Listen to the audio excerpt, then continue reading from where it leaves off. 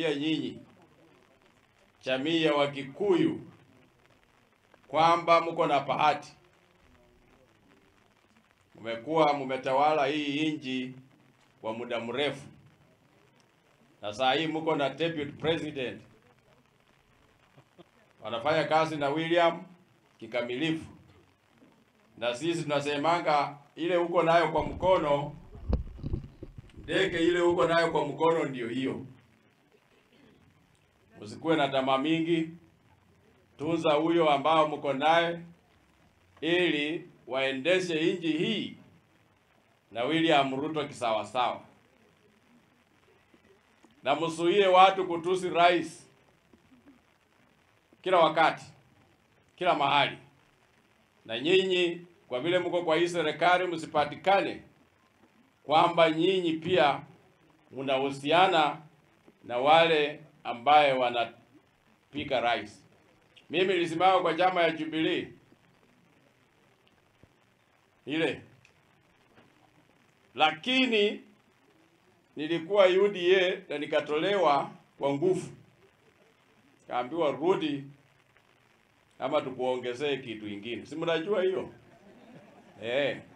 Lakini kwa vile mtu wako kwa power unakubali tu. Rais Ruto anajaribu, alichukua nchi ikiwa na madeni mengi sana. Karibu trilioni 11. Sasa pesa ile anapata hii serikali wakiwa na kachakwa pesa mingi inaenda kulipa madeni ya nchi yetu.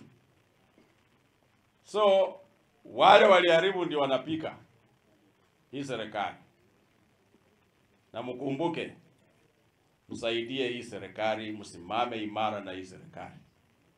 Si kusema ati sisi nyinyi mkitaka mnakuwa na tamaa mnataka huyu hako mnataka.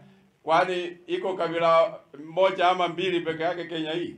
Hata sisi tuko na tunahitaji hiyo kiti. Sasa kama mnataka kutupa hiyo namba mbili mkichezea kachakwa ati sijui nini na sisi Waluya tuko hapa. Na pia ni wengi sisi. Sisi tumepewa speaker. Tunatunza yeye. Tumepewa Musalia, Prime Minister, Minister of Foreign Affairs, tunatunza yeye. Tumepewa na Mwamba, Sports, tunatunza yeye. Tumepewa mama huyu, daktari huyu na Homija, tunatunza yeye. And we are satisfied. Na nyinyi mko na position na mko na vitu mingi. Na sasa mnataka kucheza hapa na wao, likade, sijui. Kwa nini na mwaka moja tu? Hakuna miaka miwili. So chungeni nyinyi Wakikuyu, chunga mambo yenu. Na sisi pia tuko na tamaa ya kutaka hiyo uongozi. Na sisi tunasupport Ruto na Gachagua. Niseme ya kwamba Dr. William Samoei Ruto and his deputy Rigathi Gachagua wako ofisini, si ndio? Na tangu tuchaguliwe hatujamaliza mwaka 2, si ndio? Na niseme our team or the Kenya Kwanza Brigade has a plan and